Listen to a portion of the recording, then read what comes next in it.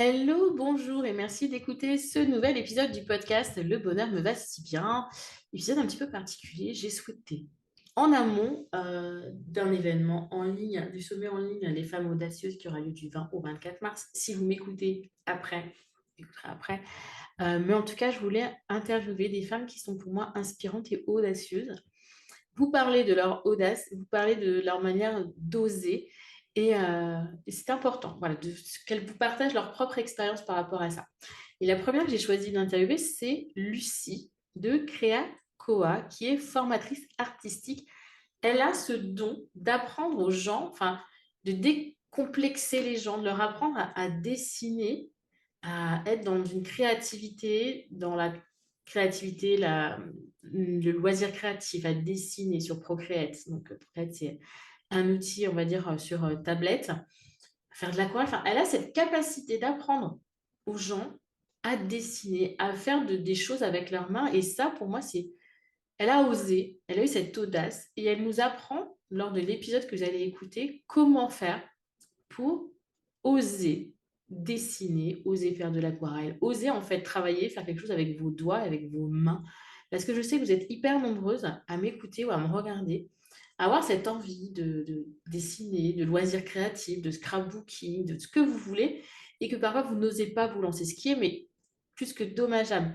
Lucie va vous donner les bénéfices de cette créativité, d'oser créer pendant l'épisode. Écoutez-les bien et écoutez bien aussi les clés qu'elle vous donne pour réussir à mettre en place ce processus créatif qui sera mais juste hyper bénéfique pour vous. Donc je vous souhaite en tout cas une bonne écoute. Hello Lucie, Salut Audrey, comment tu vas? ça va. Ça Un peu va. stressée, mais ça va, comme d'hab. Ça va bien se passer. Donc, je m'excuse déjà auprès de notre audience sur le fait que j'ai une petite voix aujourd'hui. Je suis en laryngite et angine, donc ça va bien se passer. Tu vas parler Ça va plus que bien se moi de toute passer. façon. Oui. Donc, j'ai ma tisane, j'ai mes pastilles, j'ai tout ce qu'il faut pour passer cet épisode en tout cas. Mais merci d'avoir accepté, Lucie, ce challenge. Ben, merci à toi surtout de m'avoir invité, d'avoir pensé à moi, c'est trop cool. Merci Mm. beaucoup. On va passer un bon moment, je pense. On va parler d'audace, on va parler de créativité, on va parler de confiance en soi, on va parler de plein de belles choses, des sujets qui me tiennent à cœur et qui te tiennent aussi à cœur. Mais avant de commencer, j'aimerais que tu te décrives un peu, que tu te présentes à notre audience qui ne te connaît sans doute pas. Yes! Alors, donc, déjà, premièrement, moi, c'est Lucie, hein, enchantée. Sur le web, on peut me trouver donc sous le nom de Créacoa. Et mon objectif de vie, on va dire, actuellement, c'est d'être formatrice artistique en ligne et révélatrice de créativité. L'objectif vraiment, c'est de rendre le dessin et la peinture accessibles à tous. En gros, j'aide ceux qui, veulent se lancer et se mettre ou se remettre à créer, à dessiner, à peindre, à prendre confiance en eux, en prenant, plaisir lorsqu'ils créent. J'insiste vraiment sur cet aspect-là, le plaisir, dans la créativité. Et évidemment à apprendre à utiliser et maîtriser, tout ce qui est médium. Donc moi je suis spécialisée par exemple dans, Procreate, qui est une application, qu'on trouve seulement sur iPad, donc une tablette, Apple et qui est une application pour dessiner donc. Et spécialisée aussi sur l'aquarelle. Donc en gros, mon objectif, c'est de faire tout ça, par le biais de 3 axes. J'ai, mes tutos qui sont gratuits, sur YouTube, donc pareil sur, les thématiques, surtout de Procreate, mais aussi de l'aquarelle. J'organise aussi un challenge dessin sur Facebook, qui se passe tous les mois. Donc l'objectif, en gros, c'est de, se mettre à créer de manière régulière, de se faire plaisir sur une thématique, qui change du coup chaque mois. Et Ok. puis pour ceux qui veulent aller plus loin, évidemment, j'ai des formations, on est d'accord. Pour les personnes qui veulent vraiment, aller chercher leur créativité, apprendre à utiliser Procreate. Donc j'ai 2 formations sur Procreate, qui au final est une application qui est très bien, pour débuter et se lancer. Mhm. Puisque en fait, c'est hyper satisfaisant, très rapidement. Donc ça, c'est trop cool pour les personnes qui n'osent pas. créer. C'est aussi pour ça, enfin, c'est d'ailleurs par ça que j'ai commencé, moi, de mon côté. Mmh. Et une autre formation qui s'appelle Inspiration et créativité, qui est en fait une formation de chevet. En gros, je l'appelle de chevet parce qu'elle est à garder près de soi, pour apprendre à garder, l'inspiration au quotidien, Mmh. développer sa créativité et explorer son style.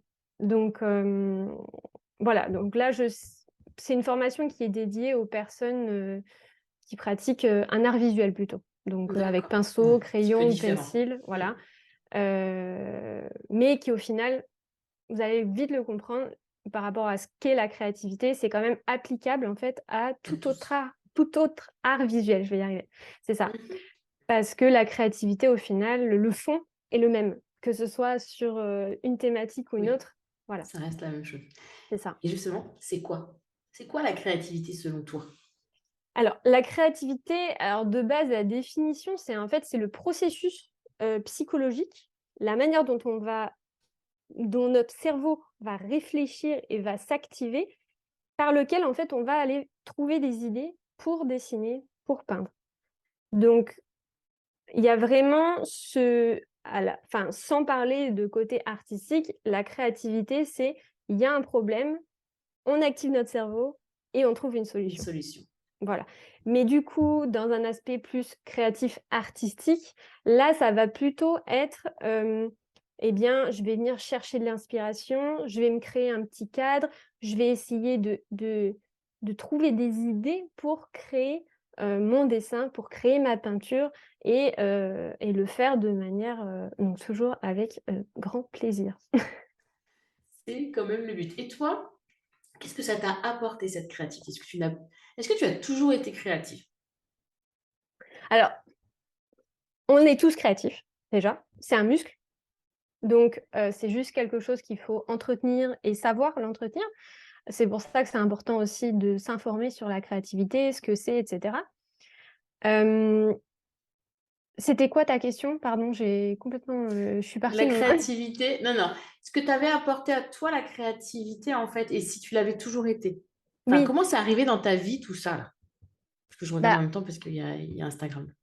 ouais, en gros, moi j'ai toujours été créative, je faisais des choses, enfin, je me considérais toujours créative plutôt parce qu'on est tous créatifs, mais l'idée c'est que, je faisais pas mal de choses manuelles. J'étais plus dans l'activité manuelle que dans le dessin et aussi dans le digital. Donc j'étais très jeune baignée dans le digital. À 10 ans, j'étais déjà sur Photoshop. Voilà, tranquille, hein. Mmh, c'est ça. Mais le dessin, c'était pas du tout mon truc franchement, avant mes 30 ans, j'ai dû faire 10 dessins dans toute ma vie, voilà, c'était pas mon truc, quoi. Et en fait, c'est la découverte de Procreate qui m'a fait vraiment changer d'avis sur le dessin et sur la facilité de pouvoir dessiner. Donc voilà, je suis vraiment partie de «0» entre guillemets, tout en ayant quand même un passé, digital. Donc Procreate, c'était pas non plus très difficile pour moi à utiliser. D'accord. Et pour répondre à ta deuxième question du coup, qu'est-ce que ça m'apporte? Qu'est-ce que ça m'a apporté? Qu'est-ce que ça m'apporte toujours au quotidien? En fait, c'est simple. C'est des moments de sérénité. Quand je suis en train de créer, c'est du bien-être, je suis dans ma bulle. Hem, c'est vraiment mon petit refuge à moi, en fait et ça, c'est hyper important pour moi d'avoir des moments où je suis seule et où j'ai ce moment, pour me ressourcer, pour me faire du bien à moi. Mmh. Et en plus de ça, quand je suis en train de créer, il y a des moments que j'appelle des moments de flow, et ces moments de flow, en fait, bah, j'oublie tout. J'oublie le temps qui passe, j'oublie ce que je suis en train de faire, enfin, tout ce qu'il y a autour de moi. Je suis hyper concentrée, en fait, sur ce que je fais et ça me fait vraiment beaucoup de bien parce que mon esprit, il arrête de vagabonder, il est concentré et clairement, pour moi, ça c'est enfin, créer, c'est une forme de méditation. Voilà. J'aime bien Ouais ce parallèle.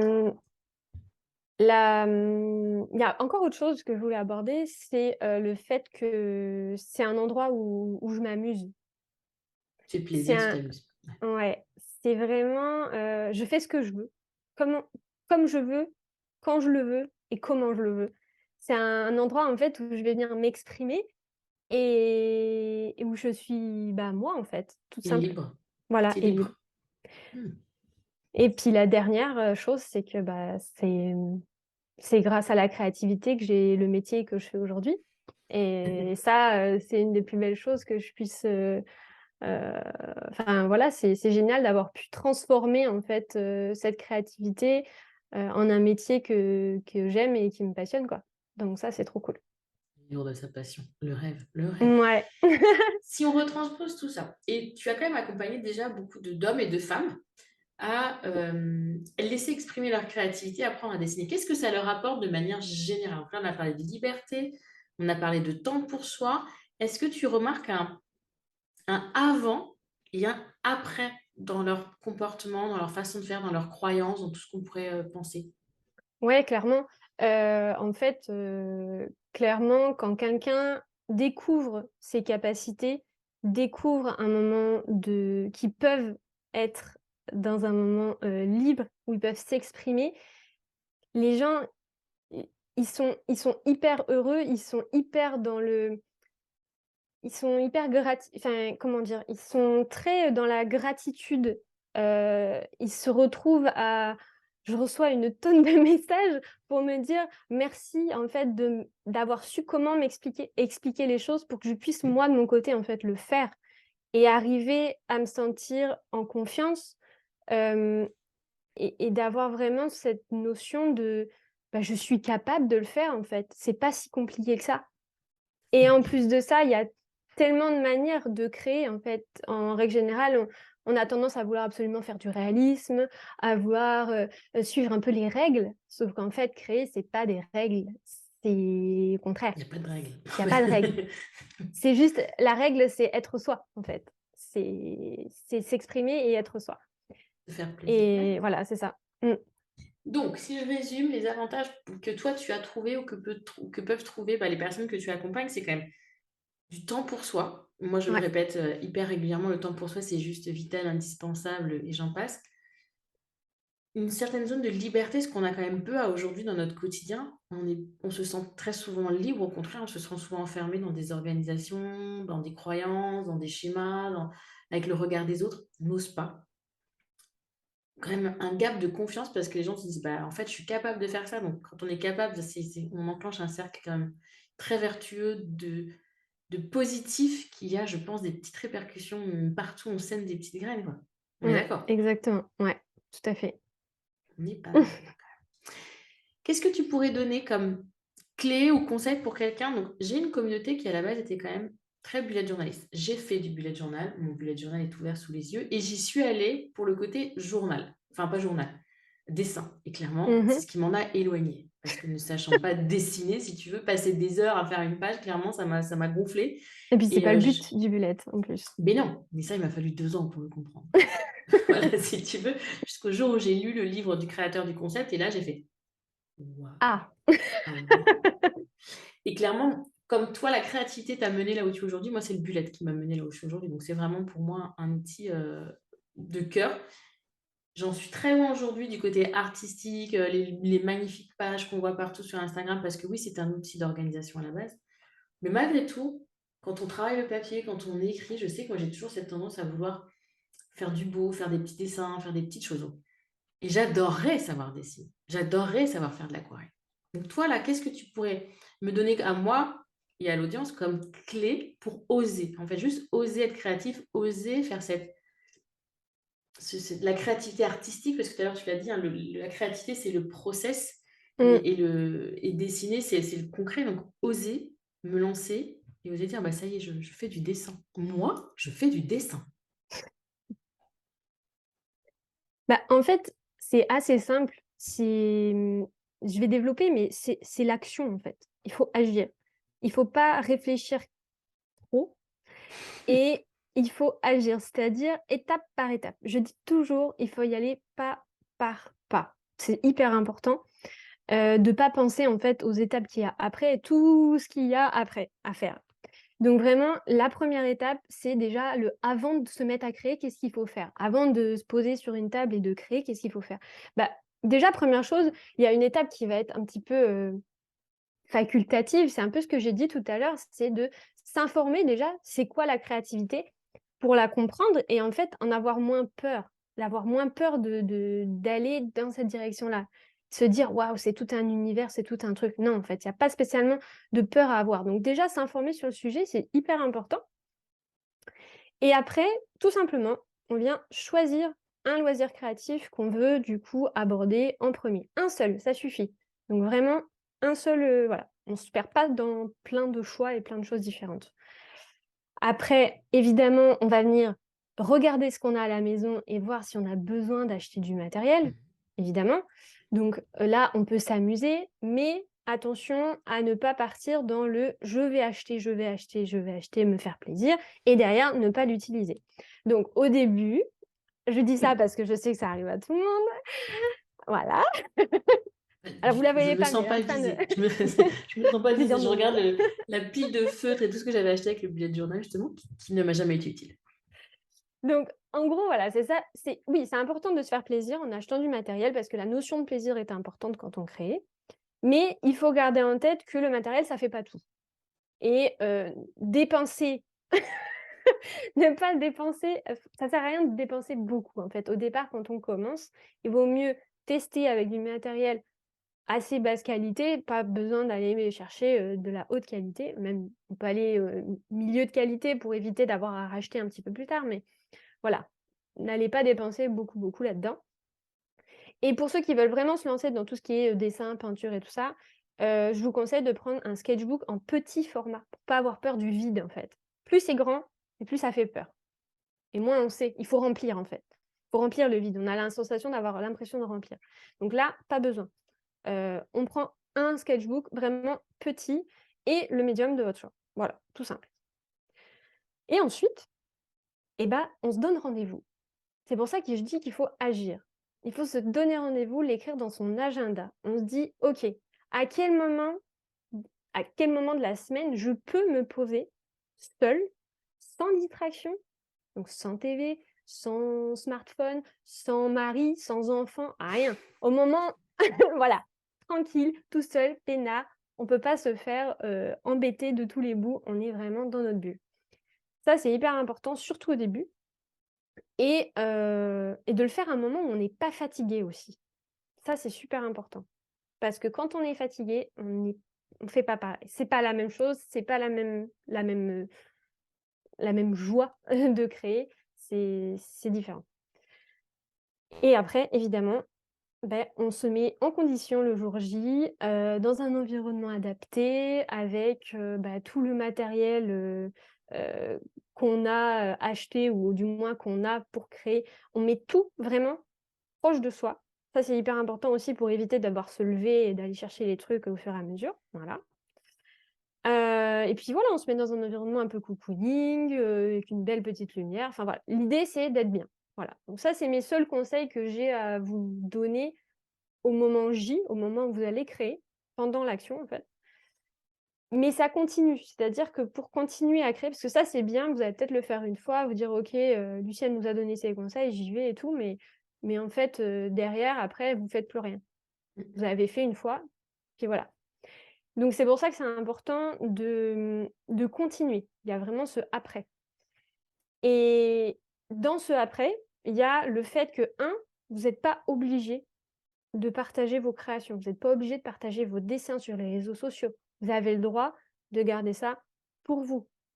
C'est pas le concours de, bah, c'est qui le meilleur, voilà. On crée avant tout pour soi. Je sais que c'est difficile parce qu'on a tendance à vouloir créer pour les autres, Mmh. pour montrer qu'on est capable de faire des choses, que: «Waouh, regardez ce que j'ai fait, c'est super joli».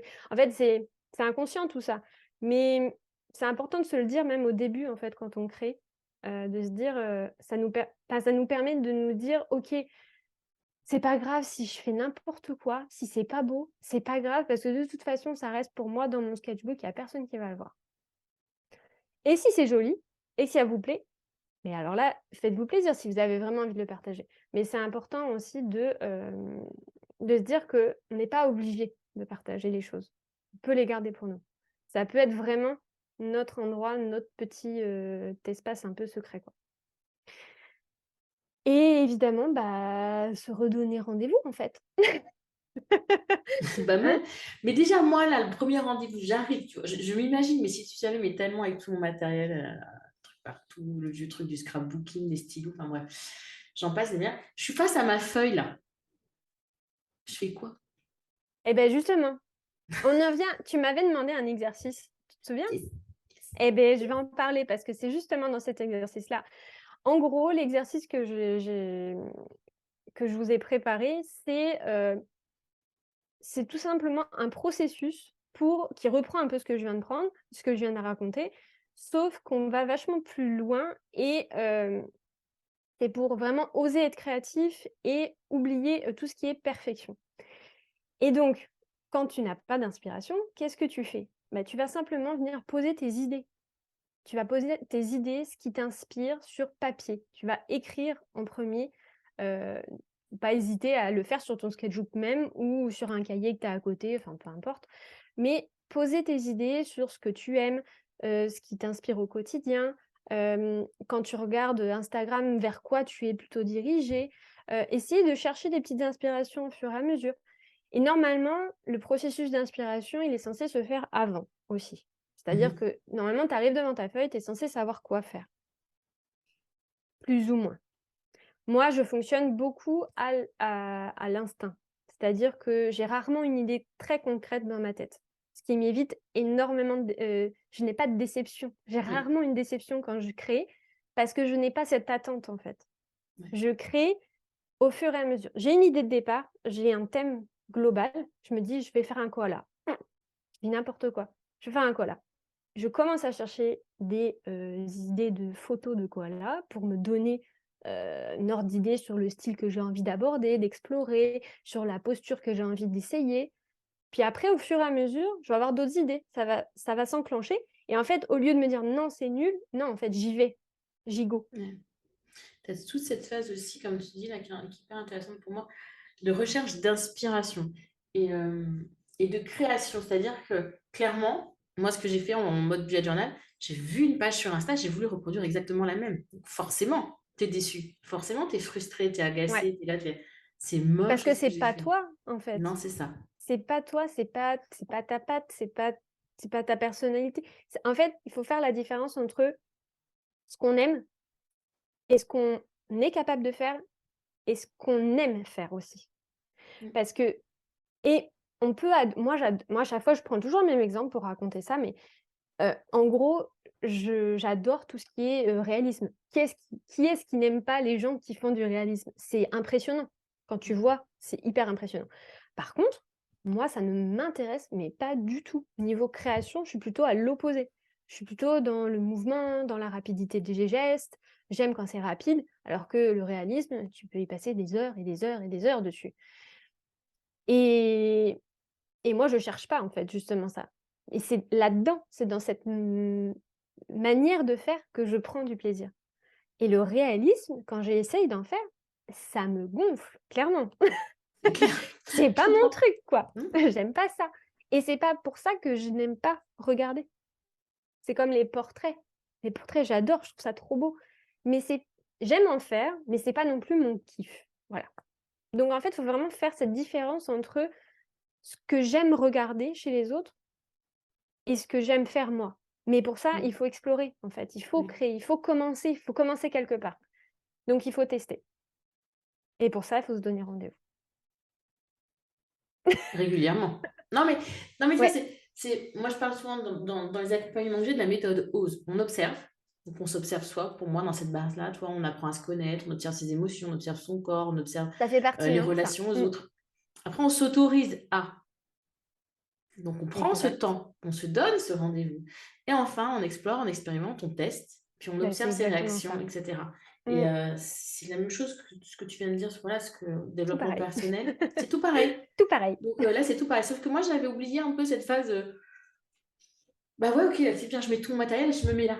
Mais j'ai oublié cette phase de s'autoriser à passer du temps à rechercher une inspiration, à rechercher toi, j'adore les dessins qu'il y a derrière toi. Désolée, hein, pour ceux qui nous regardent en podcast, mais vous avez, la vidéo sur YouTube, hein. Enfin, celles qui nous écoutent en podcast, oui, c'est déjà mal, mais tu vois, c'est s'autoriser à prendre du temps pour chercher cette inspiration, ou même se faire un book en imprimant, découpant des choses, me dire: «Tiens, ça j'aime bien, cet univers, j'aime bien ça des couleurs, des formes». Je me suis beaucoup mise au doodling aussi pendant un moment parce que c'était Mmh. facile, pas réaliste du tout, donc forcément, Ouais, c'est ça. voilà, et j'ai commencé comme ça et c'est vrai que ça m'a beaucoup décomplexée parce qu'on est quand même hyper complexé quand on veut Oh dessiner. oui, oui. Et en réalité, il y a un exercice qu'on peut faire quand on débute comme ça et qu'on ne sait pas vraiment par où commencer, s'il y a vraiment pas d'inspiration. En fait, au début, vous vous prenez pas la tête. Vous prenez tout ce qu'il y a autour de vous, des magazines, vous allez sur internet si vous avez une imprimante, vous imprimez des images, en fait, l'idée, c'est de faire une sorte de mood board d'inspiration Mmh. avec tout ce qui vous plaît. Ça peut être des couleurs, ça peut être des textures, des formes, des animaux, des objets, peu importe en fait. Quelque chose qui vous inspire. Alors ça peut se faire aussi en préparation en amont, c'est-à-dire que vous pouvez le préparer par exemple pendant un mois si vous avez envie, vous le préparez, vous avez ça en tête en fait en permanence, en permanence, en permanence, et à chaque fois que vous voyez quelque chose, vous le gardez, vous le mettez dans une petite boîte et le jour J, vous faites votre petite, mood board que vous pouvez même mettre sur votre mur si vous voulez, pour vous donner envie en fait de vous dire: «OK, c'est ça que j'aime, c'est ça qui m'inspire, allez gigot et j'essaye ça et j'essaye ça». Tu sais, ce qui me vient en tête, je me dis: «Ah ouais, attends, je vais faire ça pendant un mois», mais je connais la fuite émotionnelle, tu vois? Le côté je fuis. Ouais, tiens, ah non, mais j'ai pas fini mon mood board, je vais le continuer et je vais pas passer à l'action, je vais pas y aller. Mais Qu'est-ce que tu me dirais à moi, là? Qu'est-ce que tu dirais aux personnes en disant: «OK, c'est bien, tu as fait ton mood board, maintenant tu go, quoi». Comment tu franchis ce pas de se dire: «OK, bah, j'ai trou» parce que je me connais, hein, là, tu vois? Le truc, je vais en chercher pendant des heures et des heures d'inspiration. Mais concrètement, c'est, bah, passer à l'action, tu sais, c'est parce que là, je me vois bien avec mon beau mood board, mes belles couleurs et puis à me dire: «Mais jamais je vais réussir à faire ça». mais en fait, en fait, l'idée d'un mood board, c'est pas de faire un truc joli. C'est juste de poser des idées côte à côte Déjà, déjà. Donc déjà, on déjà. oublie tout ça, déjà. Et en plus de ça, l'idée, c'est vraiment comment dire? De de passer à l'action tout de suite, avant même d'être dans l'idée de rechercher des inspirations, de se dire: «Ma date limite, le moment où je vais créer, c'est telle date, telle heure». Et en fait, si tu as une deadline, ton cerveau va se mettre en action. Si tu n'as pas de deadline, tu vas complètement être en phase de: «Ouais, mais là, en fait, j'en ai pas assez, ça va pas aller, ah puis il me manque ça, puis je pensais que ça, c'était pas m» non, en fait, non. Et même si tu as Ouais. pas grand-chose, ben au pire, tu te prends, quelques minutes pour regarder sur Pinterest ou quoi, imprimer des images, des choses qui te plaisent, des couleurs qui te plaisent, ou même tu peux faire un mood board sur internet directement sur Oui, Pinterest, en Pinterest. fait. Sur Alors, Pinterest, tu pines, tu pines, tu pines, tu pines oui, mais et attention voilà. avec Pinterest, mettez-vous un chronomètre quand vous allez sur Oui. Pinterest, hein, 5-10 minutes maximum parce que sinon vous allez 5 heures après: «Ah, mais elle est déjà cette heure-là?» Non, voilà, OK. Pinterest, ça a été pour moi juste, une belle prison dorée, avec le bullet journal. C'est tu cliques sur un truc, ça t'envoie un autre, tu dis: «Ah là là, tu pas dedans». Ah, ça fait 2 heures que je suis là-dessus. Voilà, mais OK. Ouais, ouais, j'avoue. Alors, donc si je reprends, tu m'as nous as dit là quand même les étapes, c'est d'une, réfléchir quand même à ce qu'on a envie, quel médium, quel art, choisir réellement, si je veux faire de l'aquarelle, si je veux faire du dessin, si je veux faire sur Procreate, enfin, essayer un petit peu. Alors je sais que pour ma communauté, parfois choisir, c'est compliqué, mais je vous rappelle que choisir n'est pas renoncer. Non, Lucie l'a dit, vous c'est une testez, vous première étape. expérimentez, ça vous plaît pas, vous changez. C'est pas plus compliqué que ça. C'est ça, exactement. OK. Donc une fois qu'on a fait ça, c'est quand même vérifier le matériel qu'on a chez soi, Aussi, tout à fait, puisque ça hein. sert à rien d'acheter si, on a des choses que même il y a 15 ans, on les avait dans les placards, C'est ça peut ça. toujours servir. Ou penser aux trousses d'école aussi, ça peut être pratique Oui, de vos aussi. enfants. On évite d'investir des milliers et des cents parce qu'après, bah, on culpabilise parce qu'on a trop investi. Du coup, on veut pas arrêter, on veut pas se lancer dans autre chose parce qu'on a investi trop d'argent. Et plus c'est cher, moins on a envie de les abîmer aussi. C'est En à savoir plus, ça. par contre, je sais que moi, c'est un conseil que je donne beaucoup aux bullet journalistes qui se lancent, c'est faites-vous plaisir. Moi, je dis dans le carnet, dans un stylo parce que, bah, c'est l'indispensable. Donc je pense que c'est aussi important de se lancer là-dessus, quand on crée. Mmh. D'avoir quand même quelque chose qui fait plaisir à ouvrir, à utiliser, et de pas être dans oh, c'est pas joli, oh, j'ai pris du papier, il est pas hyper quali, je vais pas aimer, tu C'est vois. ça, Il y a quand même un minimum de plaisir, tout à fait. de plaisir. Prendre rendez-vous avec soi-même, Voilà, très important. très très Au important. final, c'est presque le plus important parce qu'on peut créer avec à partir d'une feuille blanche d'imprimante et un crayon et un stylo bic. Clairement, on peut. On peut, bien sûr, comme on peut faire un bullet journal avec un Donc carnet et un stylo, pareil. voilà, donc vraiment la chose la plus importante, c'est de se donner rendez-vous, de l'écrire dans notre agenda et de se dire: «Là, c'est non négociable». C'est comme un rendez-vous médecin, en fait, pareil. Il y a pas Pareil, de: «Ah oui, mais j'ai pas le temps» ou «Ah non, mais j'ai autre chose à faire qui est quand même mieux que ça» c'est ou ça. plus, voilà, plus Et urgent. ce qui, bon, enfin, je veux dire que je connais bien ma communauté, je sais très bien que l'engagement vis-à-vis d'elle-même ne fonctionne pas toujours.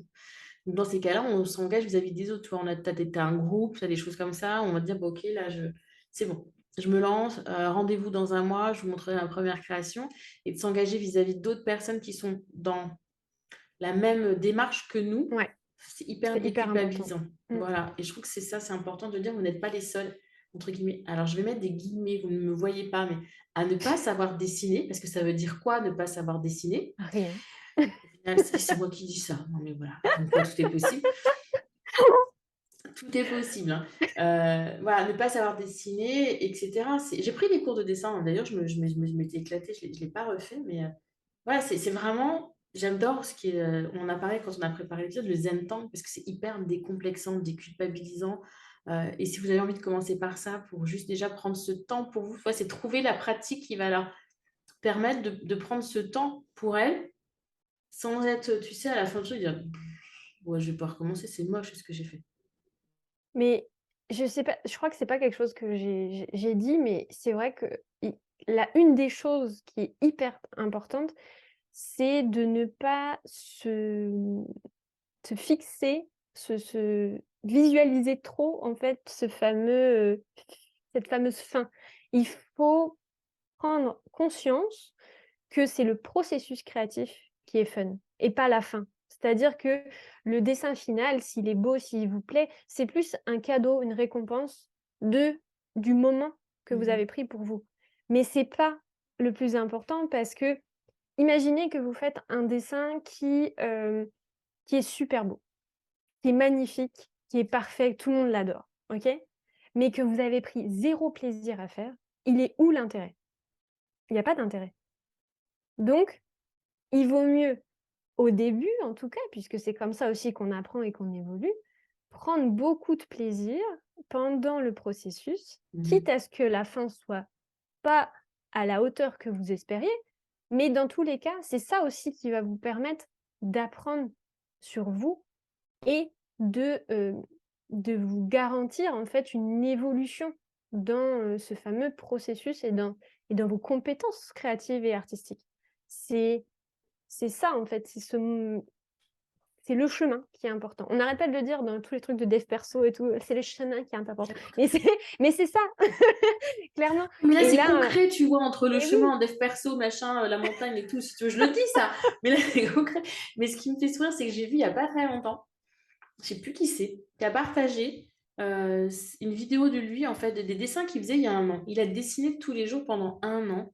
Et il a montré son premier dessin et son dernier. Et là, je me suis fait, mais waouh! Parce que, comme tu as dit, tous les jours, il est passé à l'action. C'était pas très long, c'était pas forcément. Je sais que non, les mamans qui nous écoutent n'ont pas forcément le temps tous les jours, 10 mais cette minutes, ça suffit. régularité, Mmh. voilà, 10 minutes.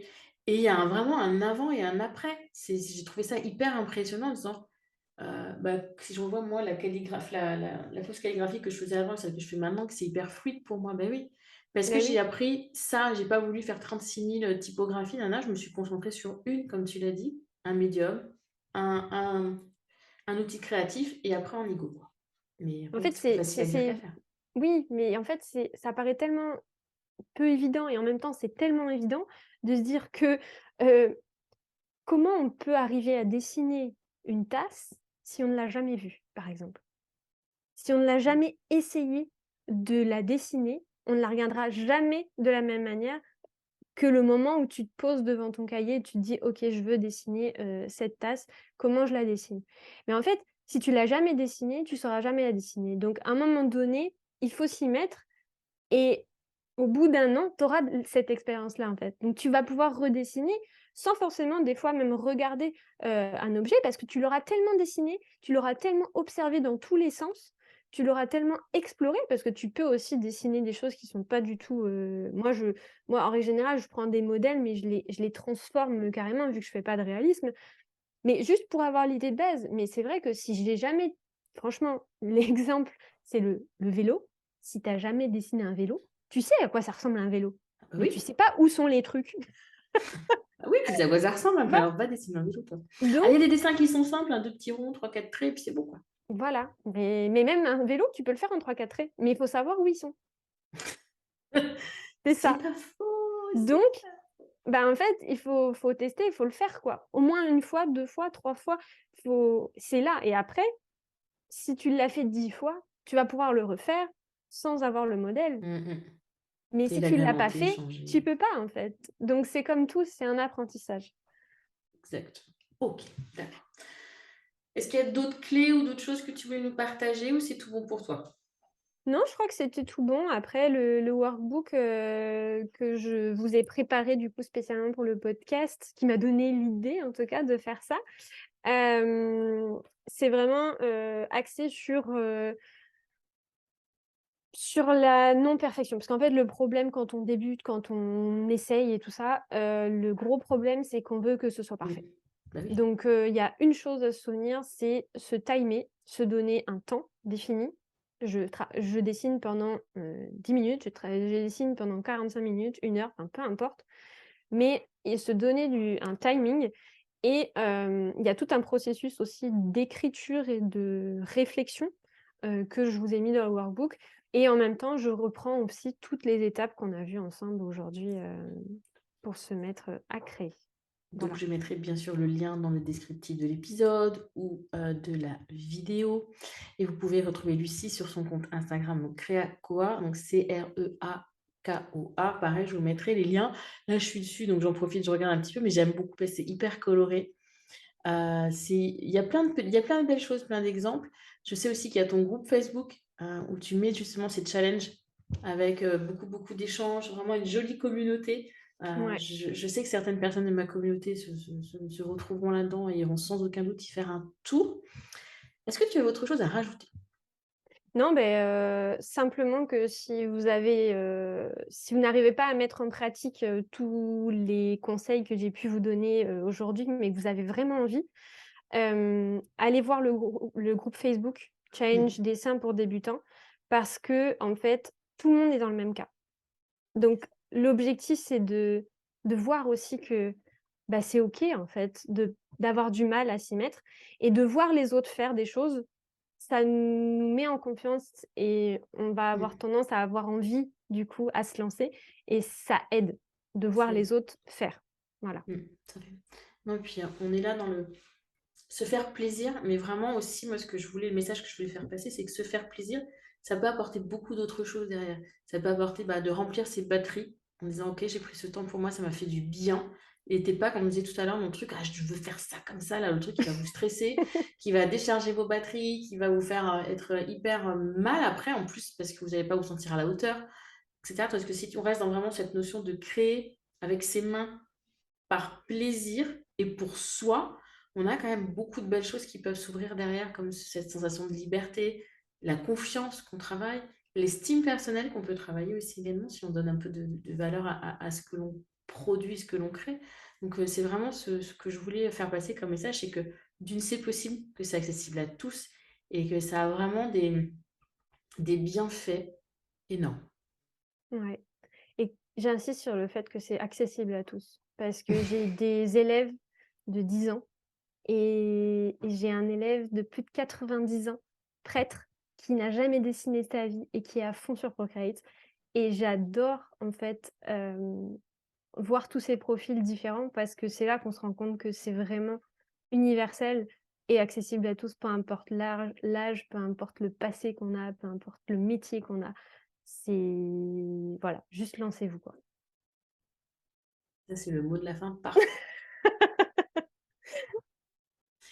Merci beaucoup, Lucie, Merci beaucoup Audrey. et à très Merci de m'avoir bientôt. invitée. Ciao. Alors, qu'est-ce que vous avez pensé de l'épisode? Je vous avoue qu'on était un peu en mode salon de thé entre copines avec Lucie. Vous avez bien compris que j'ai aussi partagé énormément de mon expérience avec mon bullet journal, hein, qui est toujours là, sous mes yeux, mais qui, vraiment le côté créatif, le côté artistique même plutôt que créatif que je voyais sur les réseaux sociaux, c'est ce qui m'a attirée vers le bullet journal, mais c'est aussi ce qui a été vraiment un répulsif pour moi parce que je me suis vue créer des pages, mettre des heures et ne pas prendre de plaisir, comme on l'a dit avec Lucie. Et ça m'a dégoûtée du coup du bullet, donc hop, je le remettais dans un coin, là, là, puis je revenais parce que j'avais envie de tester, j'avais acheté du matériel, plein de matériel. Mais voilà, donc c'était, et pour moi aujourd'hui, bah, il est là, hein, c'est mon indispensable, il est à côté, il est présent, il n'est plus joli, il est juste utile et c'est OK. Mais à côté de ça, moi je rêve de faire de l'aquarelle, donc là l'échange avec Lucie m'a juste donné envie de m'y remettre. J'ai déjà testé, j'ai déjà fait un petit peu. J'ai pris des cours de dessin et et je ne le fais plus parce que je ne prends plus le temps de le faire, je ne prends plus ce temps pour moi. Et ça, c'est en fait, on en revient toujours à cette chose de la valeur que l'on se donne. Hem, je ne me mets pas assez au cœur de ma vie, au cœur de mon temps pour me dire: «Mais si Audrey, si tu en as envie, si tu en as besoin, si c'est bon pour toi, fais-le». Et ben, le ménage ne sera pas fait, le ménage ne sera pas fait. Ta fille, bah, c'est son père qui la gardera, OK, bah, elle ne te verra pas pendant une soirée, c'est OK, elle va pas c'est pas la fin du monde si elle ne te voit pas pendant une soirée. C'est toutes ces petites choses, toutes ces obligations et ces contraintes que l'on se met à nous-mêmes qui nous empêchent de faire ce qui nous fait plaisir. Et c'est dommage, vraiment dommage, parce que là, on l'a dit avec Lucie, parfois en faisant un petit peu de manière très très régulière, on va progresser dans nos techniques, dans le rendu. Et du coup, on va aussi travailler la confiance en soi. Et ça, c'est juste énorme. En travaillant un petit peu ce côté dessin, donc ça peut être par du doodling, ça peut être par un peu de peinture, par de l'aquarelle, des choses qui sont un petit peu faciles. Et ben, un pas après l'autre, on renforce notre confiance en nous. C'est quand même génial. On se fait plaisir tout en travaillant la confiance en soi. Alors vous allez me dire: «Attends Audrey, tout de suite là, confiance en moi, vu le résultat de ce que j'ai fait la dernière fois, je suis pas prête d'avoir confiance en moi». Non, mais au moins vous serez déjà fiers d'avoir pris ce temps pour vous. Ce temps pour vous, il aura rechargé vos batteries, donc vous serez plus patiente avec les autres, vous serez plus indulgente, vous aurez moins cette sensation d'être en colère ou d'être frustrée ou d'être amère. Réfléchissez bien à ça et dites-vous que ce temps pour vous, même si le résultat n'est pas concluant à aujourd'hui, ce temps pour vous, il vous fait du bien et c'est ça qui importe le plus. Je vous laisse, j'ai bientôt de toute façon plus de voix, et je vous dis à très, très bientôt. Demain, un autre épisode sur une femme avec une femme audacieuse. On va continuer à parler d'audace, d'oser, de confiance en soi, puisque ce sont des sujets qui sont pour moi hyper importants, puisqu'il ne tient qu'à vous de passer à l'action et de faire ce pas qui pourrait changer votre vie, votre avenir, votre quotidien. À très bientôt.